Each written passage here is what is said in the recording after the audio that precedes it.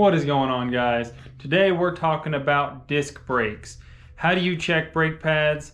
How does the system actually work? I'm doing a replacement of pads and rotors on a 2002 Impala, so that's the car we'll use as we walk through this for all the examples. And sit down.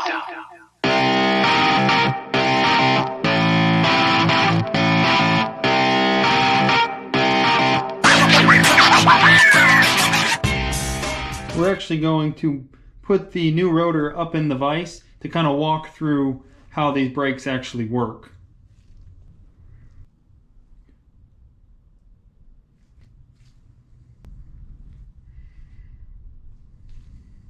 Okay, so here's your brake rotor. This is on your car.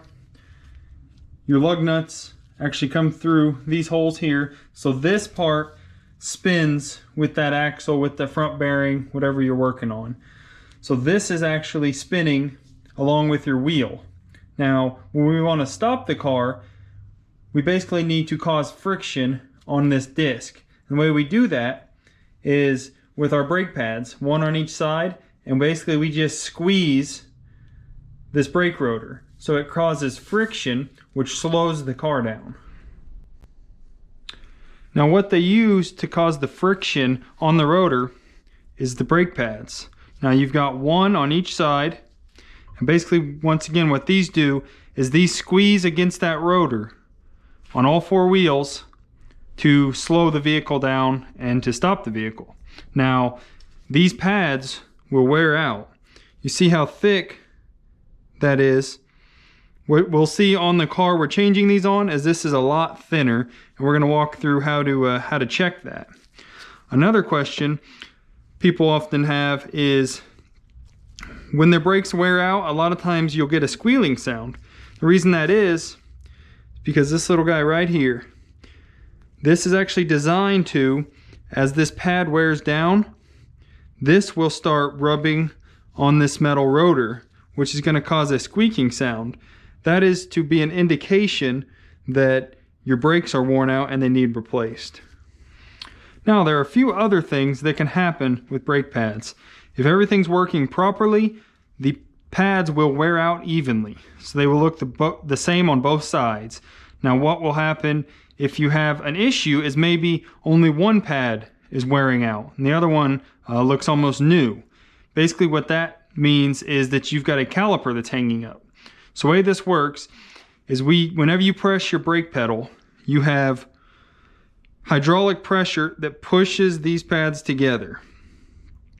Now, the caliper is pushing on one side, but since the whole caliper will move back and forth, that allows equal pressure on each side. If that caliper is hanging up, what happens is one pad moves in and out while the other one stays stationary. So you get a lot more wear on the pad that's on the side that's putting the pressure onto the rotor. Another thing that can happen is as you are squeezing this brake rotor over and over and over again, it gets hot. They've got, as you can see, vents here in between. That is to help keep it cool as you're running down the road. But if you have a cheaper brake rotor, what can happen is this thing can start to warp. So basically what you will get then is you'll get a pulsation in the brake. So as you're pushing the brake, you can kind of feel it pulsate. That just means your rotor is starting to get warped. There's two fixes for that. One, just replace the rotor like we're doing here. Or the second would be you can take it to an auto parts store a lot of times and they will put it on a machine and turn down the rotor, which basically means they're removing a little bit of the material on each side to make it completely straight again. Now, if you are going to replace your own brakes and you're replacing the rotors, they coat these things in oil just to keep them from rusting while they're sitting on a shelf or they're being shipped. So you want to make sure you hit this whole thing with brake clean before you install it. Oil and brakes don't go together. Now this is actually the brake fluid reservoir.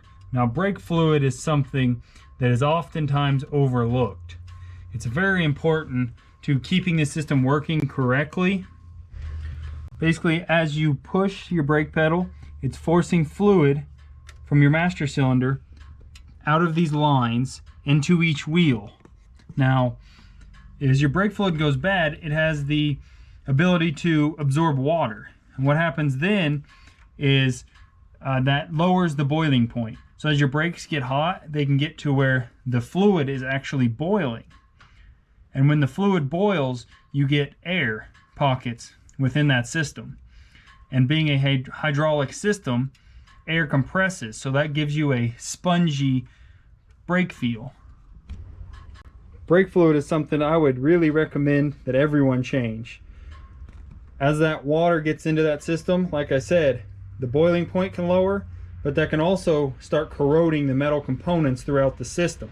Then you can have a leak somewhere, you can have a caliper go out, you can have a line rust through. It's especially important if you do any high performance driving, or you're doing heavy braking, or if you live in a mountainous area where there's a lot of ups and downs and you're using those brakes a lot coming down steep inclines. Okay, so here we've got the old rotor. It's actually not in terrible condition, but what you can do is you can feel on the edges and see if it's got a lip, and this one's got a pretty good lip on both sides. So this one would have been too far past being able to be turned because it's too worn out. Now the pads once again set on both sides of this rotor, and here's your caliper. Now once again, fluid pressure comes here, which squeezes this caliper and pushes the brake pads against it. Now, how to see if your brake pads are worn out? Easiest thing is just come at an angle, and you can actually see that brake pad actually has a little bit of life left. But if we come from this angle and look at the inside pad, it's almost gone. There's nothing left. So what that tells me is on this specific vehicle, the pins, the slide pins are actually hanging up. So these right here, let that caliper slide in and out. One of those is hanging up, which is wearing the inside pad out faster than the outside. So let's go ahead and I'm going to get these things swapped off here. Now I've got the caliper off. You can see the pad set on either side of that rotor. And as you can see, these things are just about gone.